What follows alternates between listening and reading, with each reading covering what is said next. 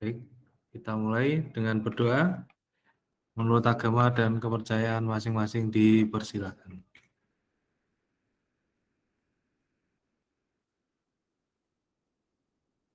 Selesai. Eh, Sebelum kita mulai ya, topik kita mengenai karakteristik wirausaha ya. Karakteristik dan tantangan. Suara saya apakah sudah jelas?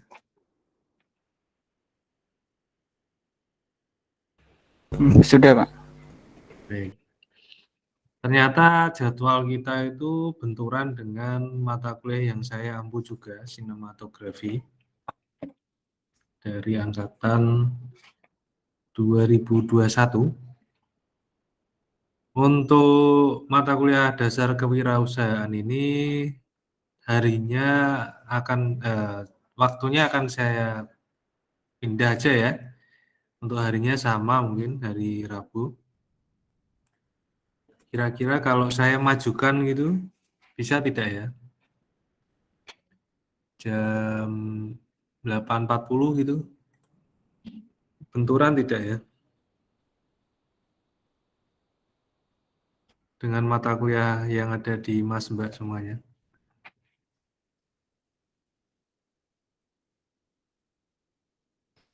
Bisa, Pak? Yang kosong, Pak.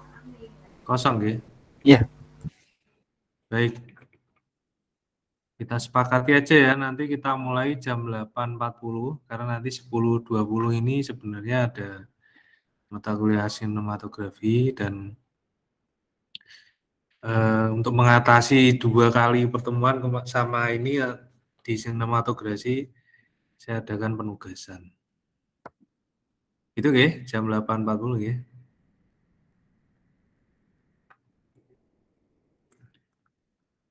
Baik, izinkan saya share dulu.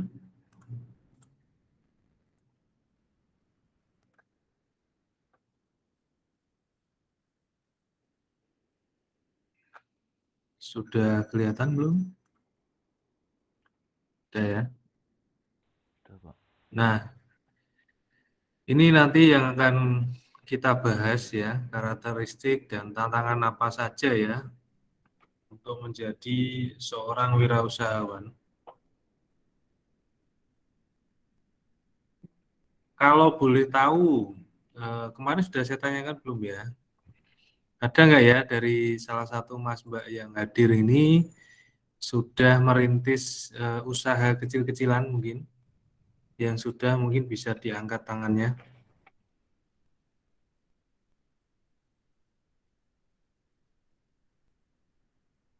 Ada? Tidak ada sama sekali? Baik, nggak apa-apa ya. Kita lanjutkan ke materi saja berarti. Oke, saya perbesar dulu. Kalau saya perbesar ternyata di layar Mas Mbak juga ada di Zoom ya. Sama aja berarti ini. Gini aja berarti. Kalau saya perkecil, sama juga. Ini kelihatan ya tulisannya ya. Nah, untuk karakteristiknya nanti ada 12 ya. Ada 12 ciri-ciri umum atau karakteristik wirausaha itu ada 12. Yang pertama itu semangat untuk berprestasi ya. Jadi memiliki semangat untuk berprestasi. Ya, maksudnya apa ya? Ya intinya selalu ingin lebih ya dan unggul dalam mengerjakan segala sesuatu melebihi standar yang ada.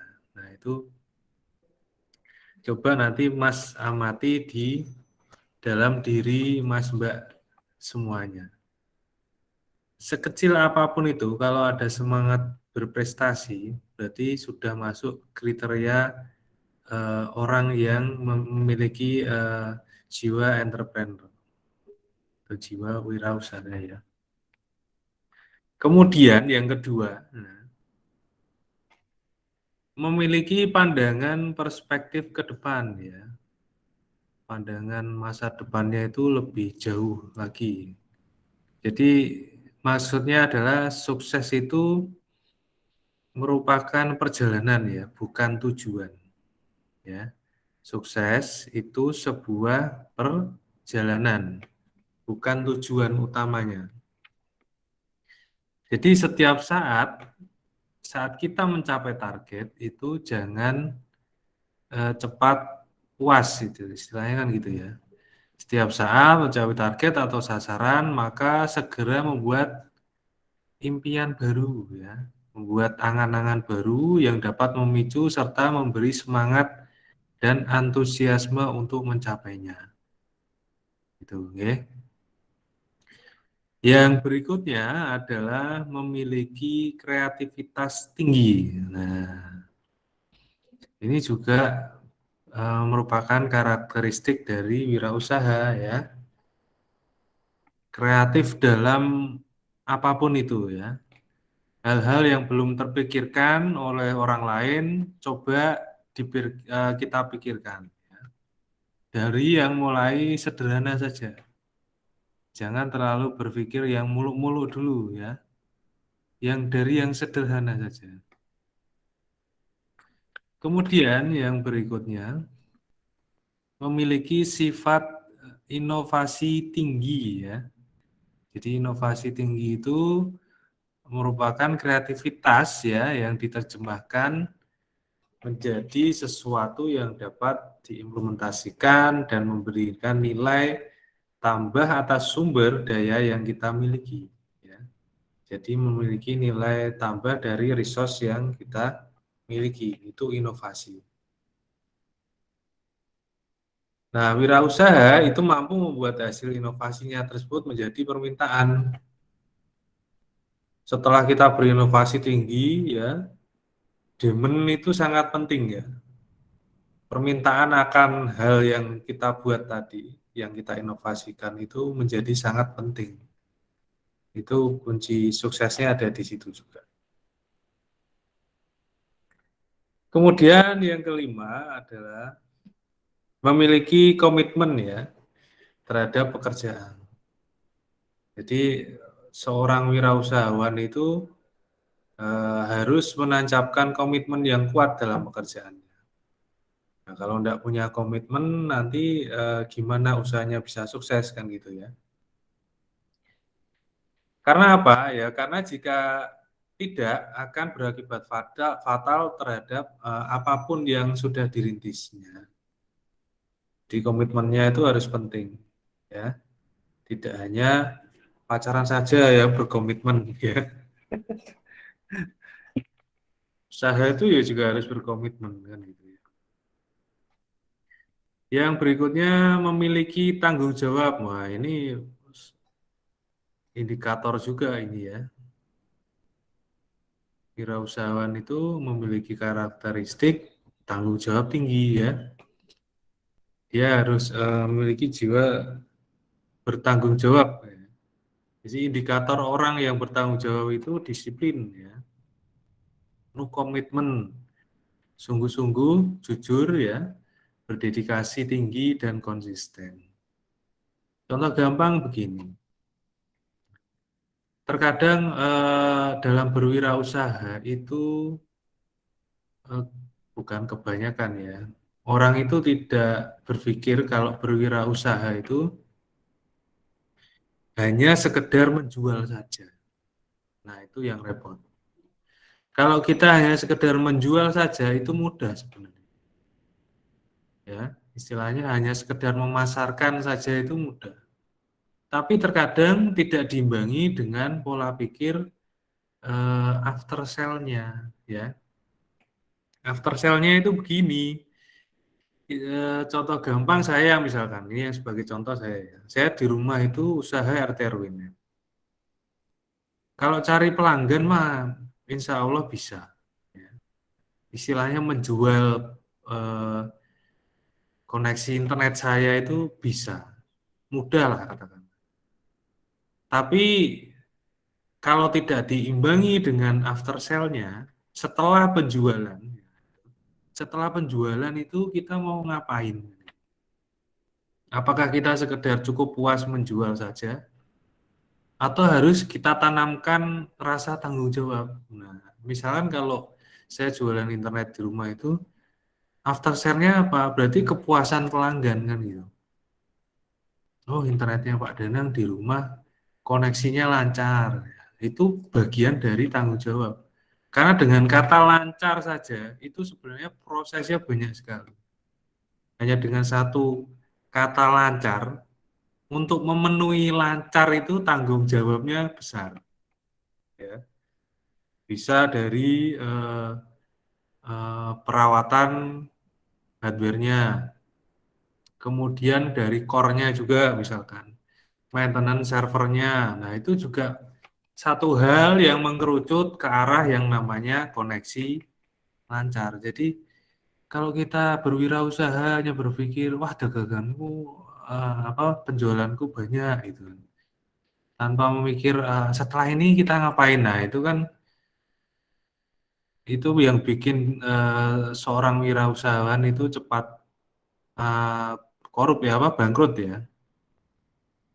Taunya dia hanya bisa menjual, tapi setelah itu dia tidak berpikir, gitu ya.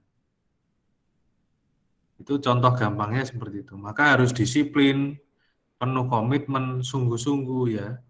Kalau nggak sungguh-sungguh dalam perawatan jaringannya, ya nanti tidak bisa memenuhi kriteria lancar bagi si penggunanya kan gitu. Jujur ya, berdedikasi tinggi dan konsisten. Nah ini semua hal yang harus kita dapati untuk menjadi wirausahawan. Kemudian yang selanjutnya adalah mandiri. Nah, ini memiliki kemandirian.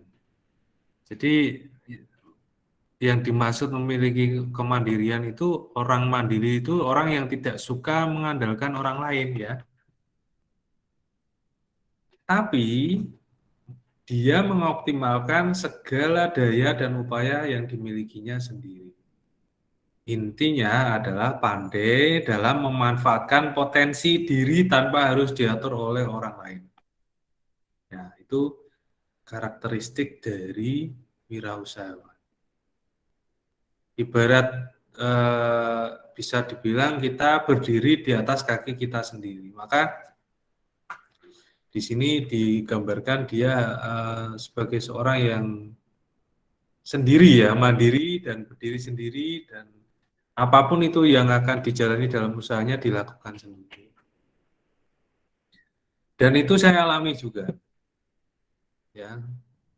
Saya alami juga dari awal saya merintis sebuah usaha ya, yang sesuai dengan passion saya mengenai networking. Itu pertama juga saya pasarkan sendiri ya, dari mulut ke mulut ya, media sosial, ya berbagai macam cara yang bisa saya lakukan.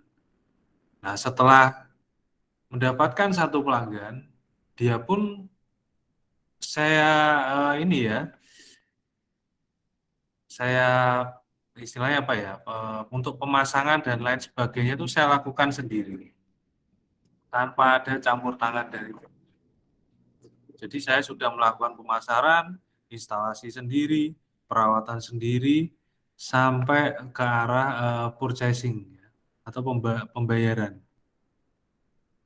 Jadi pembayaran pun itu saya lakukan sendiri sebagai bentuk suatu strategi saya. Di Jatisari itu banyak sekali sebenarnya pengusaha RT RW net.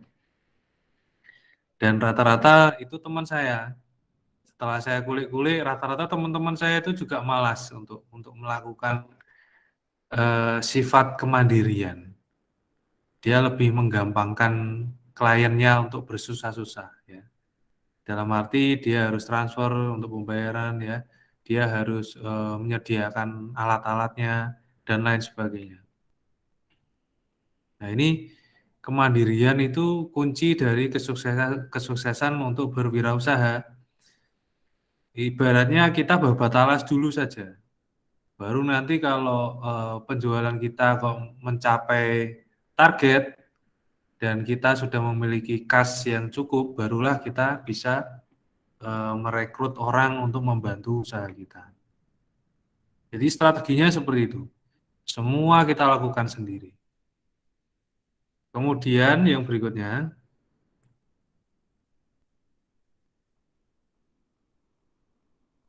Mas Muhammad Fernanda,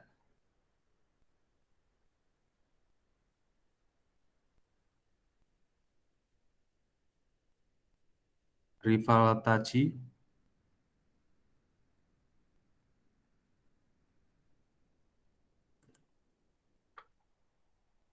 Asif Kolbi,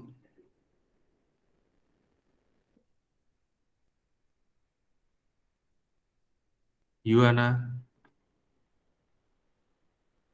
Iya, Pak. pada ya.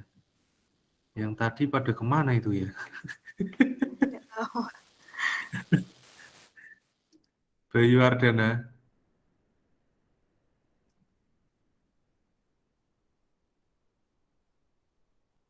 Bintang Nugraha, Iya, Pak.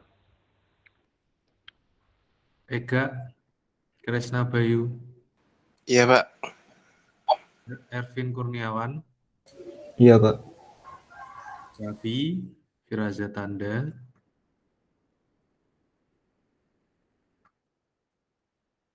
ya, nggak tahu kemana itu ya. Baik, saya lanjutkan lagi. Yang ke-8, ya. Buat nelen sakit nih tenggorokan saya ini. Memiliki keberanian menghadapi risiko, ya. Maksudnya adalah semakin besar risiko yang dihadapi, maka semakin besar pula kesempatan untuk meraih keuntungan. Ya. Berani menghadapi risiko yang telah diperhitungkan sebelumnya merupakan kunci awal dalam dunia usaha. Nah, memang risiko itu pasti akan kita hadapi di apapun ya, dimanapun kita melangkahkan kaki. Cuman dalam hal ini kita kembalikan lagi ya, usaha kita itu sebenarnya bagusnya itu tidak hanya memikirkan keuntungan dari segi finansial saja. Tapi harus kita niati juga dengan niatan baik ya. Niatan baik itu bisa ke arah pengabdian masyarakat misalnya. Ya sesuai ilmu yang sudah kita tekuni ya, itu kita olah sedemikian muka agar ilmu kita itu menjadi sebuah wirausaha yang bisa membantu setidaknya level kecil lah, lingkup RT saja. Ya. Jadi untuk mengatasi risiko ini sebenarnya niat awal kita itu seperti apa itu akan muncul di situ. Dalam arti kalau kita niatnya baik, apalagi memanfaatkan skill kita terjun langsung ke masyarakat ya, dan menjadi sebuah wirausaha, itu risiko itu akan semakin berkurang menurut saya. Dan itu saya alami juga sih. Jadi dulu waktu saya membangun sebuah usaha RT-Net itu, niatan saya sebenarnya bukan ke arah finansial. Tapi niatan saya itu karena di situ awalnya adalah zona merah ya. Zona merah itu dalam arti untuk koneksi itu selular kurang bagus. Bahkan saya sampai merelakan kartu Indosat saya ya sejak dari SMA itu. Setelah pindah ke rumah saya di Jatisari itu akhirnya saya relakan karena setiap kali orang mau telepon saya itu susah, koneksinya jelek. Bahkan simpati pun juga sama. Akhirnya saya berpikir kan gitu. Saya punya skill ya, saya punya kemampuan, kemudian alat juga ada. Misalkan tidak ada pun saya bisa mengadakan. Saya sampaikan ke ranah kecil dulu lingkup RT dan ternyata memang apa yang saya alami itu mereka alami juga. Mereka kesusahan untuk melakukan akses internet ya. Akhirnya dengan apa yang saya punyai, saya kerahkan semua, ya, dengan niatan saya membantu sebenarnya. Saya jual dengan murah, tidak mahal, hanya untuk menutup biaya, istilahnya biaya bulanan yang dikeluarkan untuk berlangganan internet. Jadi istilahnya kayak patungan gitu ya. Kita langganan internet, saya yang mengelola, kita patungan untuk membayarnya. Awalnya dari situ. Enggak tahu kenapa akhirnya meluas kemana-mana ke RT tetangga bahkan sampai ke lintas RW juga. Nah, selama proses itu saya mendapati risiko itu sangat kecil sekali. Ya, kembali ke risiko. Jadi semua itu niat baik kita itu akan dibalas dengan kebaikan juga. Itu menurut saya pengalaman pribadi kunci dari menghadapi risiko ya. Karena pasti akan terjadi, risiko itu pasti akan terjadi. Rintangan itu pasti akan ada. Tapi semua kalau usaha itu kita niati untuk mendapatkan ridhonya Allah ya atau Tuhan ya yang bagi non muslim. Insya Allah hal-hal seperti ini ya untuk menghadapi risiko itu akan berkurang banyak. Ya. Dan kita pun semakin mantap, semakin berani untuk menghadapi risiko apapun yang ada di depannya. Nah, itu sangat penting sekali. Kemudian yang berikutnya, selalu mencari peluang. Ya. Peluang apapun kita cari. Jadi semakin tinggi kemampuan seorang wirausaha ya dalam mengerjakan berbagai tugas sekaligus, maka semakin besar pula kemungkinan untuk mengolah peluang menjadi sumber daya produktif. Ya. Jangan khawatir ya, intinya Mas Mbak itu kuliah di Universitas Dianuswantoro itu sudah dibekali semuanya menurut saya. Karena saya dulu juga alumnus dari Udinus juga. Bahkan saya sampai berpikir bagaimana caranya apa yang disampaikan beliau Pak Rektor ya, dulu pernah menyampaikan, kalau kerja ikut orang itu jangan lama-lama ya. Paling enggak 5 tahun lah. 5 tahun itu jangan dipikirkan pekerjaanmu saja kan itu. Beliau menyampaikan seperti itu. Jadi misalkan kamu kerja jadi teknisi misalkan. Teknisi jaringan misalkan. Ini contoh ya, enggak apa-apa ya saya selalu mengutarakan jaringan.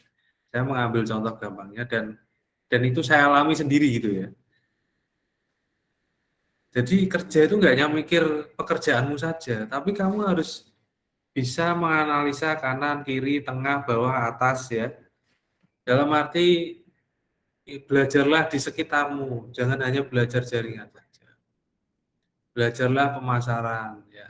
Misalkan di kantor A ya, di bagian jaringan, di pemasarannya itu seperti apa. Itu dipelajari. Manajemennya seperti apa, itu dipelajari. Caranya bagaimana? Ya kita bergaul gitu ya. Bergaul dengan semua orang ya dan harus bisa memfilter diri sendiri gitu ya. Siapapun itu kita gauli yang ada di lingkup pekerjaan. Kita ajak berkolega lah istilahnya. Kita serap ilmunya tapi kita buang jauh-jauh yang sisi buruknya. Akhirnya saya menemukan suatu ide ya, satu ide sendiri di luar mainstreamnya Pak Rektor ya. Saya berpikir ya wirausaha dan bekerja itu memang pilihan. Kemudian saya ukur diri saya sendiri, kira-kira saya tetap bekerja, ya, saya tetap loyal di perusahaan tersebut, tapi saya sambil berwirausaha, bisa tidak? Gitu. Nah, saya cari peluangnya di situ. Dengan satu catatan, wirausaha yang akan kita lakukan itu sesuai dengan passion kita, ya, sesuai dengan semangat kita, ya. Karena apa? Nanti untuk meminimalkan resiko yang terjadi.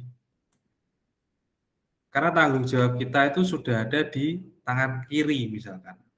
Tangan kiri itu adalah kita bekerja ikut orang ya, atau bahasa Jermannya dhewe kerja nang perusahaan ya, dhewe kerja melu wong kan gitu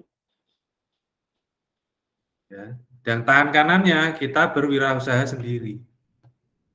Nah, kira-kira kedua hal ini bisa enggak ya saya raih gitu. Akhirnya saya coba itu sesuai dengan passion ya. Saya nggak mau ambil pusing gitu. Intinya saya bisa berwirausaha kecil-kecilan ya, tapi tidak terlalu membebani pekerjaan saya ini gitu. Saya mau mempraktekkan yang di luar apa yang disampaikan oleh beliau Pak Rektor. Bisa enggak ya saya seperti itu? Saya jalani Mas. Akhirnya saya jalani, saya coba. Ya pasti resiko tuh muncul, waktu terutama ya. Waktu kita secara kontras pasti akan terbagi dua ya. Belum lagi nanti kalau kita mengurusi keluarga bagi nanti yang sudah berkeluarga. Kalau belum, nah itu istimewa ya. Jadi sudah bekerja ikut orang, kemudian dia wirausaha, belum nikah, usianya muda, wah itu istimewa. Mentalnya kuat sekali. Dan itu ada di adik kelas saya ya. Sampai sekarang dia sampai keluar malah, keluar bekerja ya. Dia udah sukses sebenarnya, kemudian dia ikut kerja untuk mengasah skill-nya ya di pekerjaan ini, dan itu sudah dia tekuni beberapa tahun, akhirnya keluar dia menekuni wirausahanya lagi. Bidangnya juga sama, bahkan omsetnya itu malah lebih ya, melebihi saya malahan. Dia sudah 2 digitnya itu di atas angka 5 ya, di atas 50 juta per bulan. Jadi amazing, masih muda, belum nikah, sukses wirausahawannya. Ya semua berkat karakteristik yang seperti ini tadi ya, yang saya sampaikan ini tadi. Nah akhirnya peluang itu muncul sesuai passion saya ya, kembali ke materi mencari peluang itu. Kira-kira ada peluang bisnis apa ya yang setidaknya selinier dengan pemikiran saya, dan itu tidak terlalu membebani pekerjaan saya di suatu perusahaan.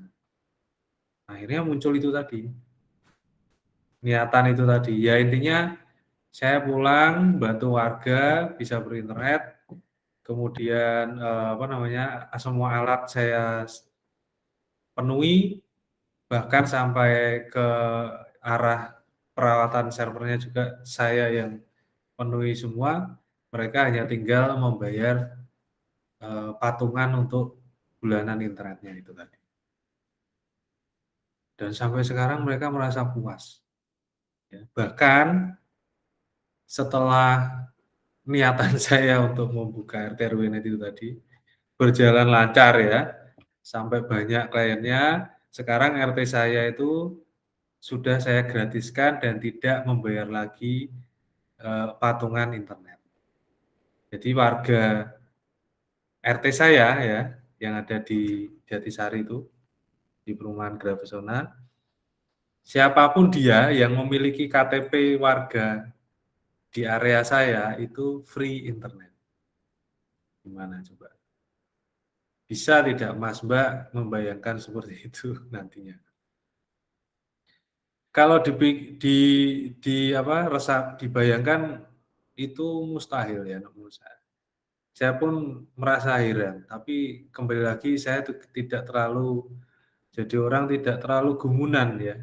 Bahasa Jerman itu gumunan. Jadi wong iki aja gumunan. Karena apa? Semua itu kehendak Allah ya. Semua itu atas kehendak dan kuasanya Allah bagi saya ya. Yang non muslim mungkin bisa Tuhan dan lain sebagainya. Jadi kita itu hanya menjalani sebenarnya. Kita hanya menjalani niatan kita seperti apa, nanti Allah yang akan memberikan jalan kepada kita. Saya pun nggak habis pikir loh, kok bisa ya, dulu cuman membantu satu RT. Kok malah RT-nya sekarang saya gratisi kan gitu ya. Sampai sempat bertanya tetangga saya waktu semua saya gratiskan itu. Loh Pak Danang kok digratiske lah nanti malah tombok ya. Saya ndak enak dan lain sebagainya kan gitu. Enggak Pak, sini sudah cukup ya bilangnya. Bahkan mereka itu bisa berinternet itu karena ada orang lain yang membayar. Itu bagi saya sangat memuaskan gitu ya. Saya sudah ibaratnya saya usaha itu sambil nyelengi akhirat juga. Tidak hanya dunia saja. Tidak hanya uang selembar 100.000 yang saya pikirkan. Tapi saya tetap ingat bahwa wirausaha itu hanyalah jalan ya. Jalan nanti untuk bisa menuju ke akhirat nantinya. Ibarat orang atau kiai-kiai bilang ya, orang-orang ulama-ulama bilang itu bahasa Jermane dhewe urip ning donya iki cuma mampir ngombe ya. Kita hidup di dunia itu hanya sekedar lewat dan minum. Sebentar aja, habis itu sudah selesai. Dan itu memang betul ya. Saya rasakan umur saya itu juga tambah cepat. Tambahnya itu tambah cepat. Bahkan uban saya itu sampai putih-putih banyak sekali. Anak saya 2 dulu. Dulu kecil-kecil, sekarang udah besar-besar. Ya, jadi seperti itu ya Mas, Mbak. Semua diawali dengan mencari peluang ya. Bagaimana nanti kita akan membuka suatu wirausaha. Kemudian yang berikutnya, memiliki jiwa leadership ya. Memiliki jiwa kepemimpinan. Ini juga berpengaruh tinggi ya. Karena apa? Mempengaruhi kinerja orang lain itu memberikan sinergi yang kuat demi tercapainya suatu tujuan. Ya. Jiwa leadership itu memang harus ada. Kalau yang poin ini menurut saya ya, yang sudah mencoba berwirausaha, ini adalah proses tempaan nanti ya. Ini proses tempaan kita menjadi seorang entrepreneurship. Jadi saat kita menekuni wirausaha, itu nanti akan tanpa disadari atau mungkin Mas sadari, itu sedikit demi sedikit itu memupuk jiwa kepemimpinan. Jadi jiwa kepemimpinan itu eh, tidak harus bahasa Jermannya gawan bayi ya, bisa kita pelajari. Dan itu nanti akan muncul dengan sendirinya saat menghadapi resiko-resiko yang terjadi. Kemudian yang 11 ya,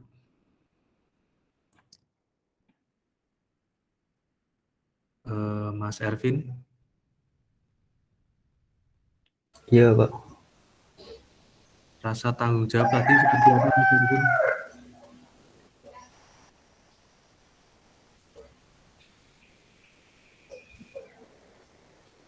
Mas Rival Taji.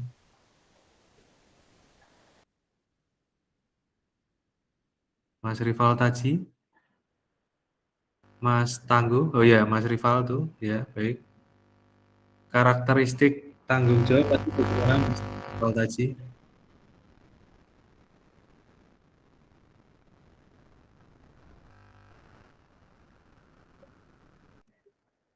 Mas Tangguh, Iya, Pak. bagaimana tadi karakteristik tanggung jawab? Tanggung jawab yang itu nggak, Pak? Yang apa? Kita harus bekerja, kita jangan memikirkan pekerjaannya saja, melainkan hal yang lain seperti pemasaran gitu, Pak. Terus? Atau yang beda. Baik. Mas Raffi. Terima kasih Mas Tangguh. Mas Raffi. Halo, Mas Raffi. Mbak Dwi Ayu Lestari. Mbak Dwi Ayu.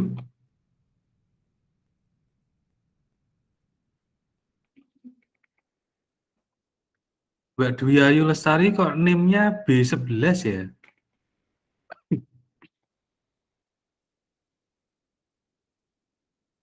Bukan dari prodi animasi atau bagaimana ini?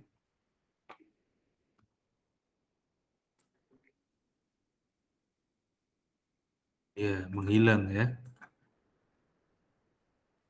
Baik, yang lain. Mas Asif Kolbi, Iya, Pak. gimana tadi soal karakteristik tanggung jawab?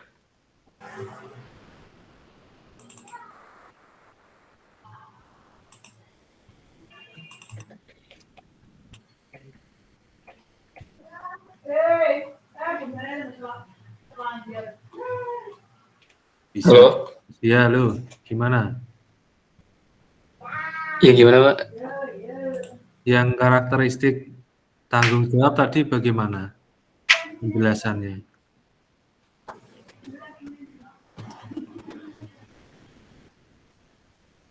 Maaf, kurang merhatiin saya, Pak. Kemana tadi? Tadi sambil jaga warung sih, Pak. Oh, baik. Kemudian Mas Alwan Hanan. Mas Alwan Hanan. Karakteristik tanggung jawab tadi gambarannya seperti apa, Mas Alwan Hanan?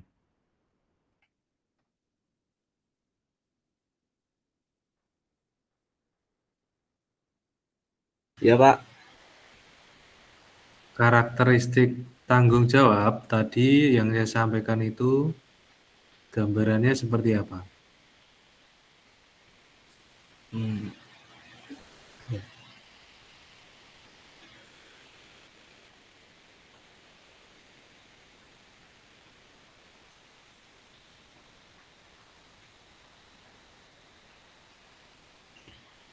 Mas Candi, Iya, Pak. bagaimana Mas Candi? Bisakah dikomentari soal karakteristik tanggung jawab? Mungkin jujur, disiplin gitu, Pak. Ya. Dan Apa ya? Jujur, disiplin, teliti gitu, Pak. ya, baik, terima kasih. Oke, saya lanjutkan ya. Yang 11 adalah kelihatan ya PPT-nya. Memiliki kemampuan manajerial. Nah, ini juga kunci dari usaha itu jadi sukses hendaknya itu di sini juga. Jadi kemampuan manajerial itu seseorang dapat dilihat dari 3 kemampuan ya. Teknik, personal, emosional. Ya. Jadi seorang wirausaha yang cerdas harus mampu menggunakan tenaga dan waktu orang lain untuk mencapai impiannya. Nah, ini ketiga hal ini juga penting ya. Ibarat kita di ranah emosional, kalau kita tidak bisa mengatasi masalah yang ada, malah kita membawa usaha kita itu mengarah ke bangkrutan juga bisa terjadi. Kemudian yang berikutnya, yang terakhir ya, memiliki kemampuan memecahkan masalah ya. Problem solving ya. Jadi seorang wirausaha pada umumnya itu lebih cepat untuk mengidentifikasikan masalah yang harus diatasi. Jadi ibaratnya prioritas utamanya itu yang mana apabila nanti terdapati masalah yang lebih dari satu. Terdapat 3 masalah itu yang mau diselesaikan dulu mana? Yang prioritas utama mana itu selesaikan dulu. Nah, di sini dijelaskan jika mereka mengetahui bahwa solusi yang mereka lakukan kurang tepat ya, berdasar alasan-alasan yang sahih, maka dengan segera memberikan alternatif pendekatan pemecahan permasalahan. Nah, ini satu gambaran untuk pemecahan masalahnya ya. Jadi yang pertama itu identifikasi masalah dulu. Ya. Kemudian kita eksplorasi informasi dan membuat ide apa ya nantinya untuk masalah yang sudah teridentifikasi. Kemudian kita pilih ya ide mana yang paling terbaik. Ya, pemecahan masalah mana yang paling terbaik. Kemudian kita bangun dan kita teskan atau kita ujikan ya ide yang sudah kita pikirkan tadi. Kemudian kita evaluasi hasilnya ya. Setelah kita terapkan, kita evaluasi hasilnya. Setelah evaluasi muncul, apabila ada satu hal yang masih kurang, kita identifikasi lagi ulang. Begitu seterusnya. Nah, itu kemampuan untuk memecahkan masalah. Kemudian yang berikutnya mengenai tantangan berwirausaha ya. Jadi para wirausaha itu memulai mengoperasikan bisnisnya sendiri ya. Biasanya memerlukan kerja keras ya. Mohon maaf saya sambil makan Hexos gak apa-apa ya. Serak banget di rasanya.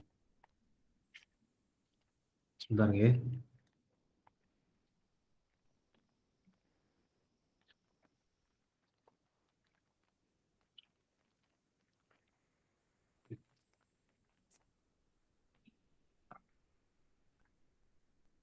Baik, lanjut. Mungkin sambil saya hidden aja dulu. Saya ulangi lagi, jadi para wirausaha itu memulai dan mengoperasikan bisnisnya sendiri ya. Biasanya memerlukan kerja keras, menyita banyak waktu, dan membutuhkan kekuatan emosi dan komitmen yang tinggi. Kemudian diagramnya itu turun ke bawah di tekanan pribadi ya, tantangannya itu ada tekanan pribadi yang tidak menyenangkan misalkan. Contohnya seperti kebutuhan untuk menginvestasikan lebih banyak waktu dan tenaga.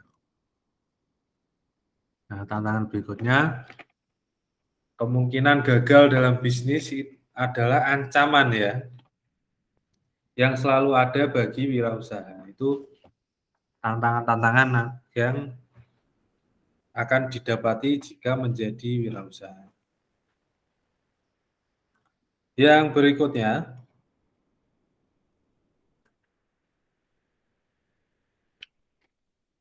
mengenai kesalahan fatal wirausaha itu ada 10 ya. Ada 10 hal kesalahan fatal untuk berwirausaha. Yang pertama adalah ketidakmampuan manajemen ya. Maksudnya adalah manajemen organisasi yang buruk menjadi masalah utama dalam kebanyakan organisasi usaha atau perusahaan yang menjadi penyebab utama kegagalan bisnis. Ya, memang rata-rata itu ketidakmampuan manajemen itu tolak ukur utama ya.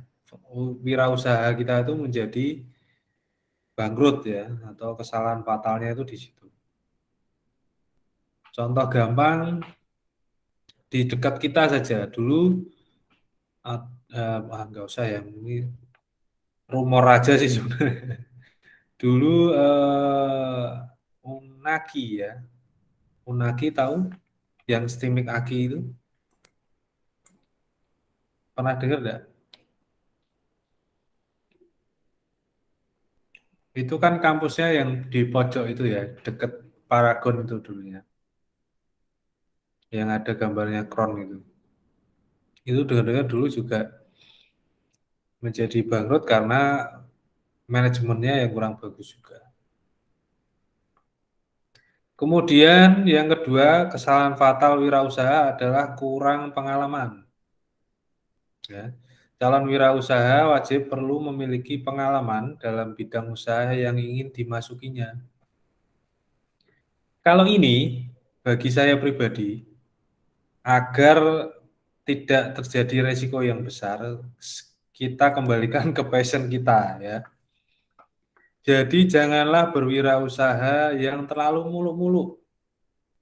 Terlalu muluk-muluk itu ekspektasinya terlalu tinggi tapi tidak melihat diri kita sendiri. Ya. Terlalu berekspektasi tinggi tapi tidak mengukur kemampuan kita sendiri untuk melakukan wirausaha A, B sampai Z. Maka di awal tadi saya bilang, berwirausaha itu bagus. Apalagi kalau diimbangi dengan passion, dengan semangat, dengan kesenangan ya. Kesenangan kita apa? Itu kita jadikan wirausaha. Gitu. Tapi sebelumnya ya kita analisa dulu. Kira-kira peluangnya ada tidak kan gitu. Maka tadi di karakteristik tadi kan ada istilah mengenali peluang ya. Kalau ada, kita coba aja. Oke. Kita lakukan trial error dengan wirausaha kita. Itu. Kemudian yang selanjutnya, yang ketiga adalah pengendalian keuangan yang buruk. Nah, ini nanti biasanya kalau sudah sukses terlena itu di sini. Jadi laba merupakan hal yang penting ya dalam bisnis baru. Tapi ya maka di sini ya, sampai ditulis merah. Jangan lupa ya, uang kas itu adalah resource keuangan paling penting yang wajib alias harus dan alias bahasa Jermane kudu ya dimiliki perusahaan. Ya. Jadi kalau sudah mendapati laba, ya kita harus memikirkan uang kas. Nah, ini penting sekali. Gitu ya. Jadi hanya labanya terus dihabiskan saja gitu jangan. Tetap kita berpikir tentang uang kas yang ada. Kita ambilkan dari profit wirausaha kita. Kemudian yang berikutnya, ini yang saya bilang tadi. Lemahnya usaha pemasaran ya. Membangun basis pelanggan yang terus berkembang memerlukan usaha pemasaran tanpa kenal lelah dan kreatif. Dengan menyediakan nilai, kualitas, kenyamanan, dan pelayanan. Nah, ini tadi. Ini bisa ke arah after sale juga. Gitu. Jadi kita misalkan nanti ya, atau Mas Mbak, setelah lulus ya, nah, saran saya jangan berharap lebih dengan mindset PNS ya. Diterima syukur, nggak terima ya sudah. Karena apa? Mas Mbak semuanya itu adalah lulusan Universitas Dian Nuswantoro. Di mana rata-rata lulusannya setelah keluar ya, setelah keluar dan dia berprestasi saat kuliah, itu pasti rata-rata jiwa survive-nya tinggi.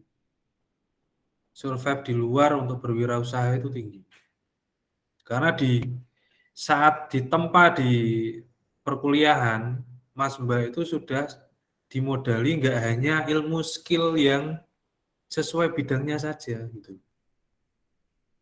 Tapi skill-skill untuk berwirausaha, terutama soft skill ya, itu juga Mas Mbak dibekali semua. Makanya itu semua nanti coba Mas Mbak implementasikan setelah lulus. Ingat aja omongan saya. Kira-kira jangan lama-lama, karena gini Mas Mbak. Kalau kita, jujur ya, kalau kita kerja ikut orang, ya, dengan kita melakukan challenge ya, berwirausaha, itu yang satu, finansial yang kita dapati itu lebih banyak berwirausaha daripada kerja ikut orang. Dua, waktu itu lebih banyak untuk keluarga dan wirausaha. Jadi lebih longgar waktu kita. Setelah saya compare pun, makanya kan di level ini kan saya bisa membandingkan. Kalau kerja ikut orang itu pendapatannya terbatas, ya paling terbatasnya segini. Misalnya. Tapi kalau kita berwirausaha, ya dengan peluang apapun ya di depan mata kita ya, berwirausaha itu dapatnya pasti lebih. Lebih dari apa yang kita dapati dengan kerja ikut orang. Karena kerja ikut orang itu waktu kita dibatasi ya. Hidup kita pun dibatasi, pekerjaan kita juga dibatasi. Nah, nanti pandai-pandainya Mas Mbak dalam bekerja ikut orang untuk bisa menempa diri sendiri ke arah berwirausaha. Karena dari keluarga ibu saya itu kan ya, keluarga saya kan ya PNS juga ya, tapi bapak swasta sih, pegawai swasta dulu. Saya berkaca dari situ. Ibu saya dulu guru SD, almarhum sudah. Bapak saya itu karyawan pabrik. Nah, saya melihat beliau berdua itu ya ibaratnya untuk meluangkan waktu anaknya itu agak susah. Apalagi ayah saya yang tipikalnya pekerja pabrik itu dia dirotasi waktunya ya, di shift. Nah, itu benar-benar habis waktunya. Kecuali ibu ya, kalau ibu masih longgar lah. Almarhum ibu karena jadi guru masih longgar. Cuman dulu saya di-push terus oleh orang tua saya, terutama almarhum ibu, setiap kali ada lowongan PNS disuruh ikut dan saya nggak mau. Saya menolak mentah-mentah itu. Saya berseberangan dengan almarhum. Ada peluang saya nggak mau, Bu. Males jadi PNS kan gitu. Saya pengennya berwirausaha atau mungkin swasta kayak Bapak kan gitu. Akhirnya ya jadilah saya seperti ini. Karena memang secara finansial ya terbatas. Dan itu semua dialami oleh mayoritas orang Indonesia. Rata-rata orang yang sudah kerja pasti dia mikir usaha. Karena apa? Apa yang didapati di perusahaannya dia ya cuma segitu-gitu aja kan gitu. Kalau pengen lebih ya wirausaha gitu. Bahkan nyun sewu saya contohkan ya. Di ajaran saya pribadi ya, di agama Islam, Nabi Muhammad aja mengajarkan untuk berdagang kan gitu. Berdagang itu apa ya? Berwirausaha kan gitu. Mencari rezekinya itu dari wirausaha. Kalau pengen lebih. Beliau jadi kaya ya, itu ya karena berwirausaha dan pastinya dengan kuasa dan kehendak Allah Subhanahu wa taala. Kembali lagi ke sini soal lemahnya usaha pemasaran. Ini perlu digarisbesari ya. Jadi besok kalau kerja ikut orang itu yang dipelajari jangan di pekerjaannya saja, misalkan yang suka 3D ya, jangan 3D-nya saja yang dipelajari, ilmu lain juga dipelajari, kan gitu. Di perusahaan itu kita ambil semua. Ibarat kata kita bekerja di suatu perusahaan itu untuk menempa diri kita. Jadi kalau kita hanya berkutat di satu kotak aja ya, kita hanya melihat satu kotak segini aja ya, pekerjaan saya seperti ini, ya tiap hari gini terus, wah itu ciri-ciri orang yang tidak memiliki jiwa entrepreneur. Kita harus berkembang gitu. Oke. Kemudian yang berikutnya yang kelima, kegagalan mengembangkan perencanaan strategis. Nah, ini tanpa strategi yang tepat ya, perusahaan tidak memiliki dasar yang berkesinambungan untuk menciptakan dan memelihara keunggulan bersaing di pasar. Membangun perencanaan strategis memaksa wirausaha untuk menilai secara realistis potensi bisnis yang dijalankan. Nah, itu termasuk dari kesalahan fatal wirausaha. Kemudian yang berikutnya, pertumbuhan tak terkendali. Nah,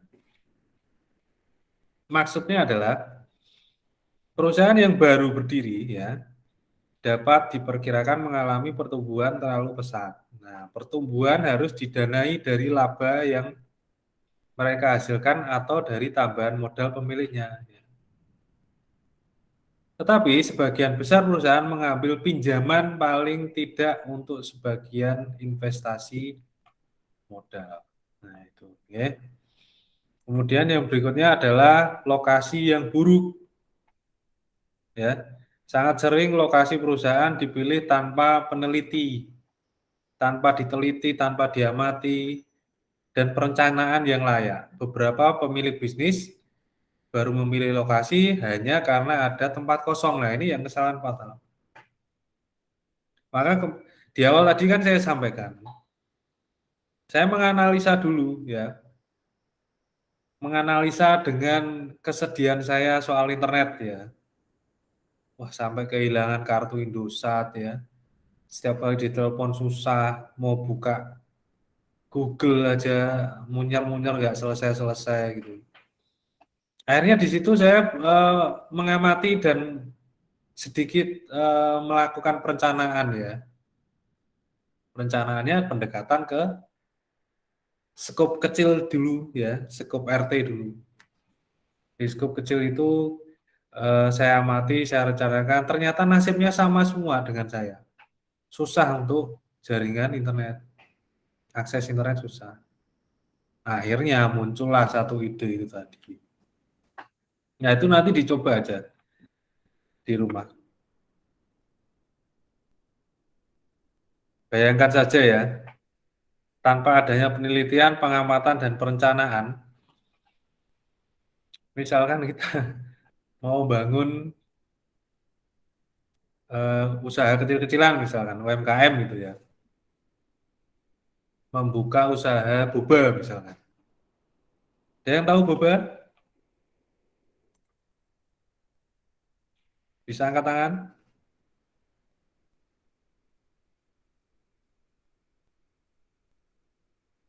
Ya, minuman, ya betul Mbak Yona. Minuman boba. Nah, kemudian saya jual tanpa ada penelitian, pengamatan, dan perencanaan yang layak. Saya jual di lokasi dekat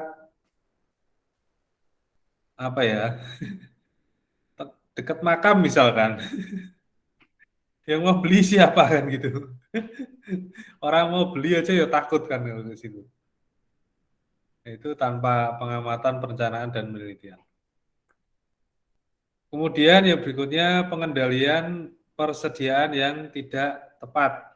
Nah, tingkat persediaan yang tidak mencukupi akan mengakibatkan kekurangan atau kehabisan stok, mengakibatkan pelanggan kecewa dan pergi. Ini pernah saya alami. Jadi suatu ketika, akhirnya itu sudah saya siasati, karena terlalu banyaknya pelanggan yang ingin memasang koneksi internet. Sampai alat saya itu habis ya. Nah, kebetulan selang sehari setelah alat saya habis, itu ada petir menyambar. Jadi ada petir menyambar, induksinya besar banget ya, mengakibatkan beberapa alat WiFi saya itu rusak. Nah, ujung-ujungnya beberapa koneksi pelanggan itu terputus karena alat WiFi-nya tadi rusak kena induksi petirnya. Nah, Kak, yo bahasa Jermannya delalah barang saya itu habis semua. Akhirnya stok alat saya itu habis, akhirnya ya mau nggak mau mereka harus menunggu ya. Menunggu 1 sampai 2 hari baru bisa saya perbaiki. Nah, itu kalau bisa jangan sampai terjadi. Meskipun pelanggan itu bilang, oh ya nggak apa-apa Pak.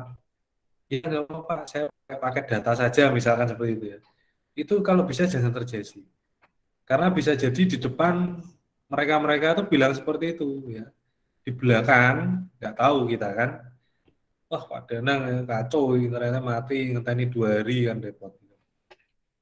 Dari omongan-omongan seperti ini nanti bisa merusak apa yang sudah kita lakukan di usaha tersebut.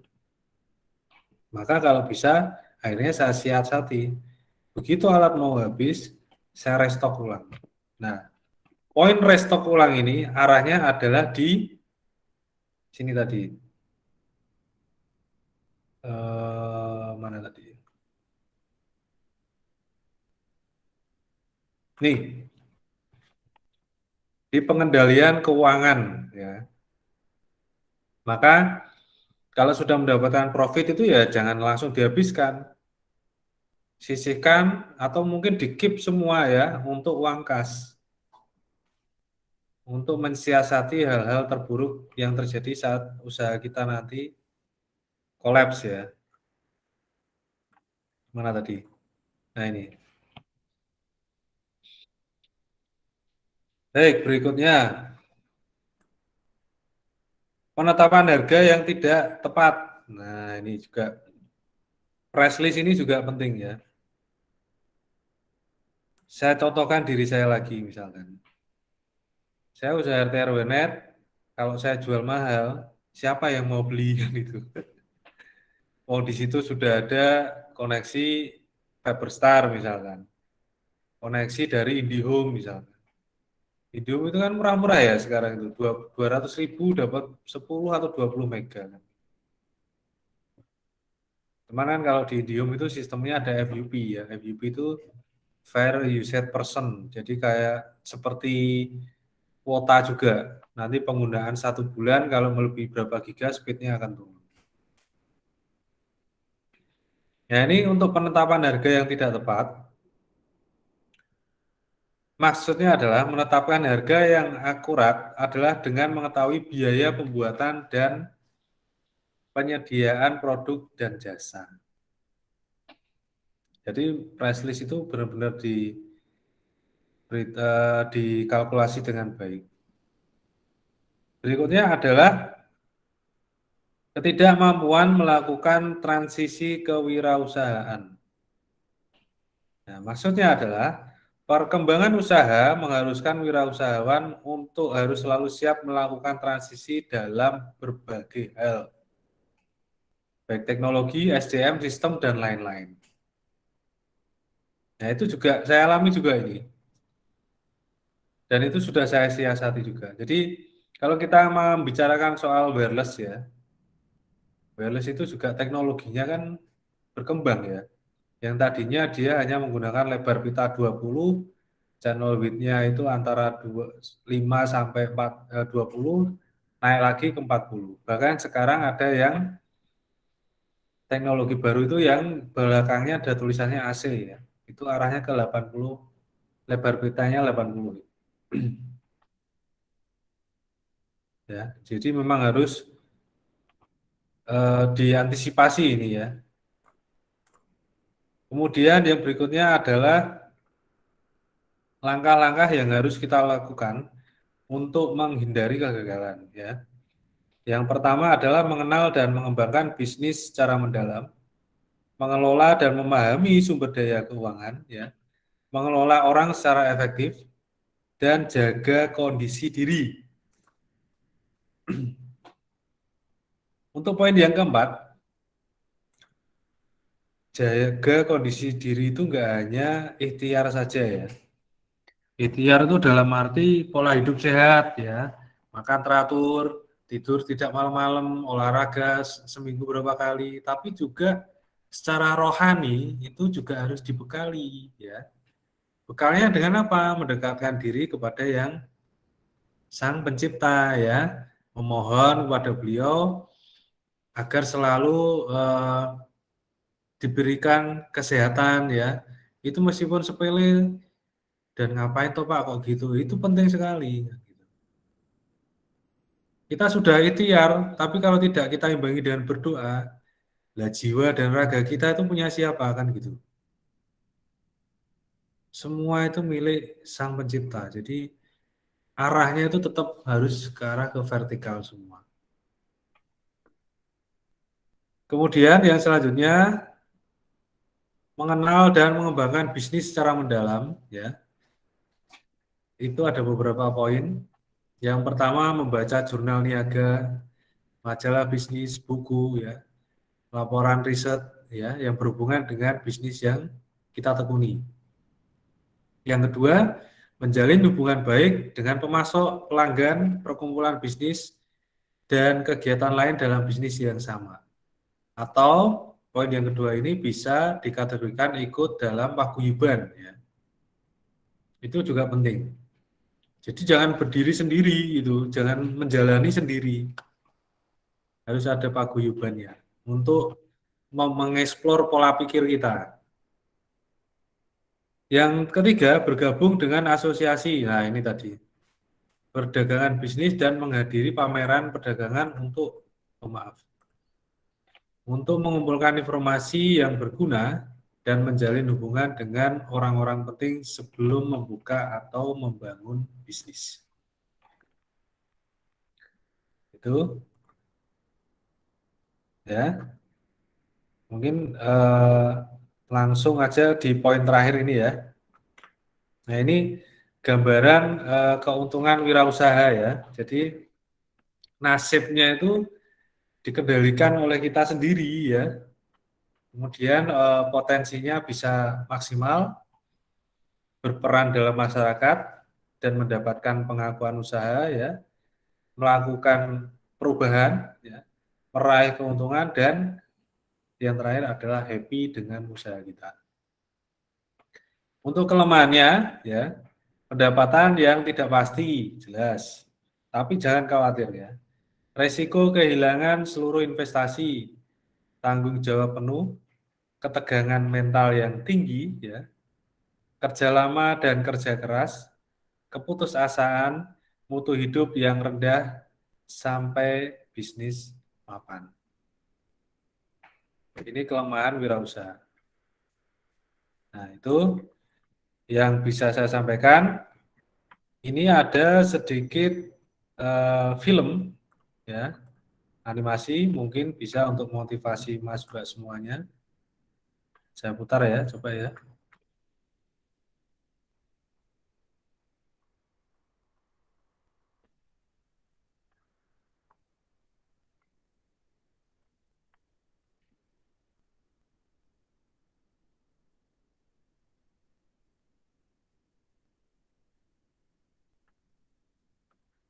Nggak muncul di sini ya.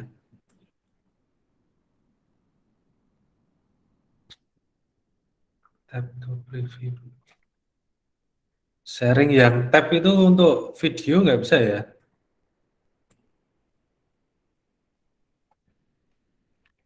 Biasanya kalau di share itu nggak muncul nanti soundnya. Video ada.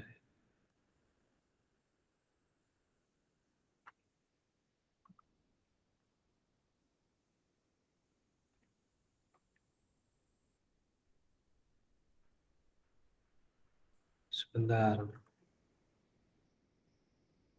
Besok. Coba ini kalau saya play suaranya terdengar tidak ini?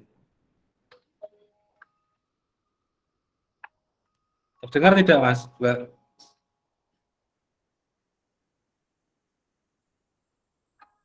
Halo? Enggak, Pak. Sahabat yang bernama Wealthy dan Terdengar tidak? mereka Terdengar, adalah Pak. Terdengar, Jelas tapi ya? ya, Ya jelas Pak. Baik, kalau begitu saya perbesar saja ya. Bisa enggak ya? Segini.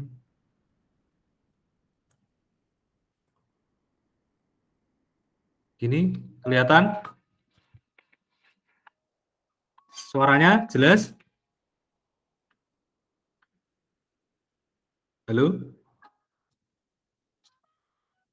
tersebutlah Oh ya, sahabat jelas Pak. Jelas, baik. dan kamu. Bisa diamati Mereka dulu. adalah teman masa sekolah dan sudah lama sekali mereka tidak bertemu. Hingga pada suatu waktu keduanya bertemu di suatu pusat perbelanjaan. Keduanya saling terkejut sekaligus gembira karena bertemu dengan sahabat lamanya. Mereka kemudian saling bertukar cerita mengenai perjalanan hidup mereka selama ini. Pun Wealthy menceritakan hidupnya yang menyenangkan. Banyak waktu yang dia habiskan bersama keluarganya karena dia tidak ada masalah dengan keuangannya dan bisa menjalankan hobinya dan banyak melakukan aktivitas sosial. Sedangkan Kamer selalu sibuk bekerja tiap hari. Tidak banyak waktu dengan keluarga, gaji tiap bulan habis untuk kebutuhan hidup, membayar berbagai cicilan, dan biaya hidup yang kian hari kian berat.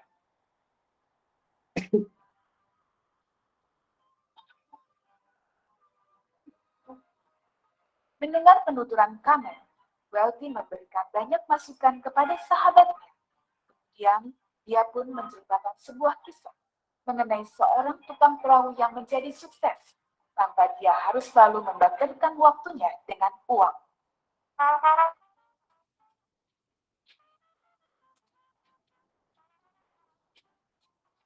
Alkisah dahulu kala, ada seorang kepala desa yang mempunyai seorang putri yang sangat cantik.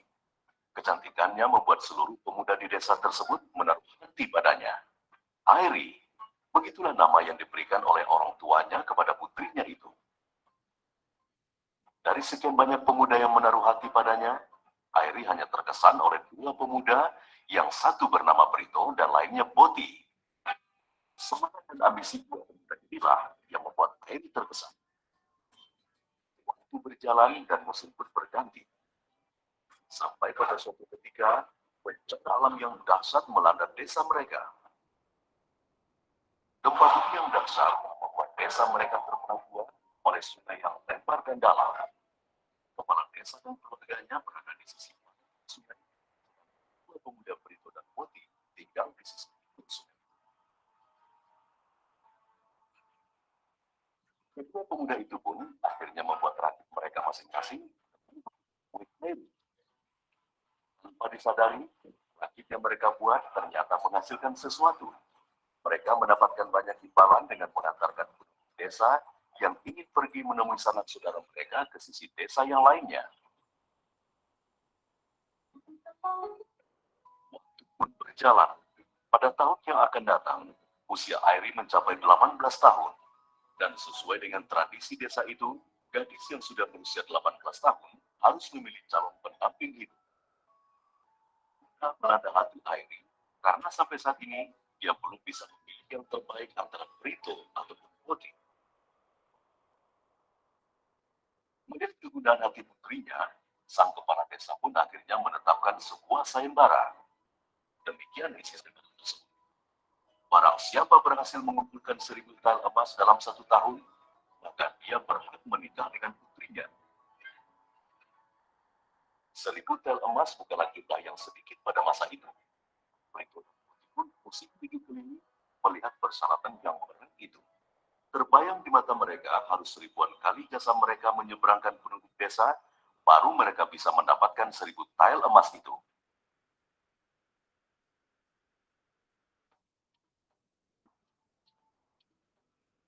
Mereka pun bekerja dengan lebih giat lagi.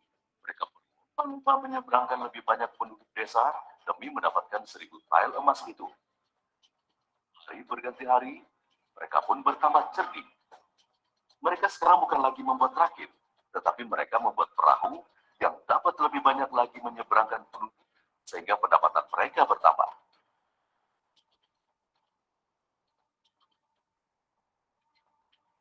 Itu berpikir bahwa ia tidak bisa bekerja keras mengandalkan diri sendiri seperti ini terus.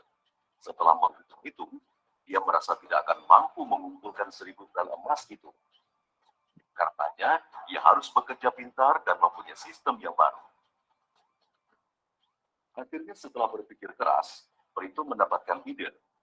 Ia akan membangun jembatan yang menghubungkan desa yang terpisah itu, dan ia akan menghasilkan banyak uang.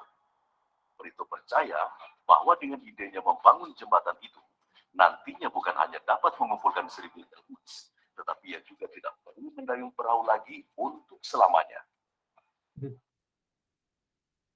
Baik, itu film pendek ya. Bagaimana dia bisa memanfaatkan peluang yang ada ya. Bahkan tadi tanpa dia sadari ya awalnya. Kemudian peluang itu dikembangkan terus. Bahkan dia berpikir untuk membangun sebuah jembatan. Nah, itulah karakteristik wirausahawan yang ciri-ciri orang yang sukses itu seperti itu. Mungkin apa yang saya sampaikan cukup dulu. Ada pertanyaan? Monggo silakan.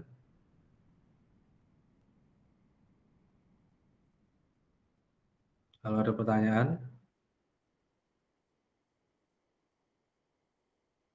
Sudah paham semua ya?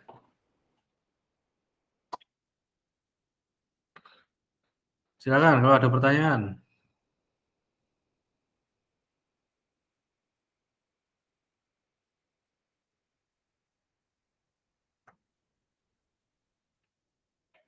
Kalau tidak ada pertanyaan, ada tugas, ini saya sampaikan dulu secara lisan.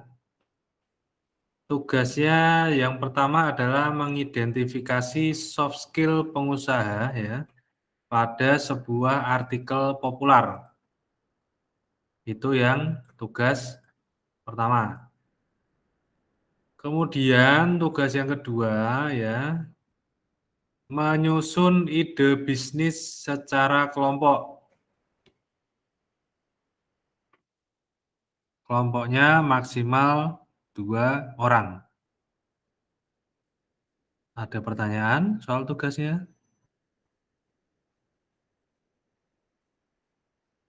Itu yang kedua apa ya, Pak? Ya, ide bisnis. Proposal berarti. Oh, kayak PKM ya, Pak? PTM. PKM.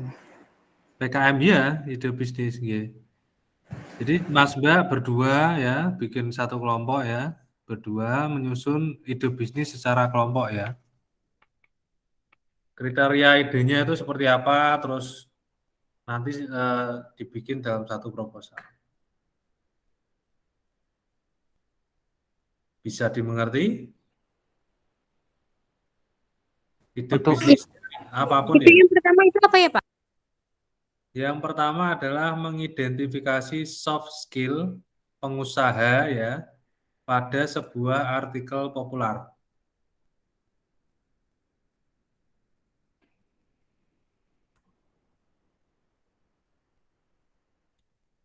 Mas Candi tanya apa tadi? Sama, Pak, yang pertama tadi ya. Ini secara lisan saya sampaikan dulu, nanti secara tertulis dokumen akan tetap saya upload di Kulino. Ada lagi pertanyaan?